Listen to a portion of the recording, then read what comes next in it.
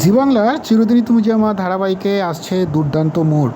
মূলত ইতিমধ্যেই গল্পে দেখা যাচ্ছে যে রাজনন্দিনী হিসেবে নিজেকে দাবি করা মেয়েটির বিরুদ্ধে সন্দেহ জোরালো হচ্ছে অপর্ণার মনে।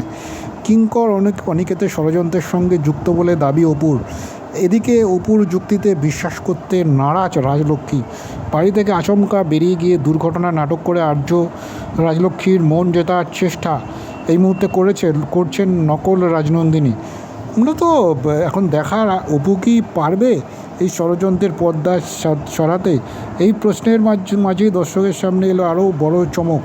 প্রকাশ্যে আসা ধারাবাহিকে নতুন প্রমোদে দেখা যাচ্ছে আর্যকে ছেড়ে চলে যাওয়ার কথা অপর্ণাকে বলে রাজলক্ষ্মী, কারণ সে ভাবে সত্যি তার মেয়ে রাজনন্দিনী ফিরে এসেছেন। এদিকে অপু জেদের বসে বাড়ি ছেড়ে বেরিয়ে পড়ে। সে আর্যকে চিঠি লিখে জানায় যদি সত্যি সে তাকে ভালোবাসে তবে তাকে যেন খুঁজে নিয়ে আসে আর্য। কিন্তু আর্যের কথা বাধা হয়ে দাঁড়ায় নকল রাজনন্দিনী। সে আর্যকে কিছুতেই অপর্ণার কাছে যেতে দেয় না। নকল রাজনন্দিনীর জন্য কি এবার আলাদা হবে আর্য অপর্ণার পথ? কী হতে চলেছে ধারাবাহিকের আগামী পর্বে?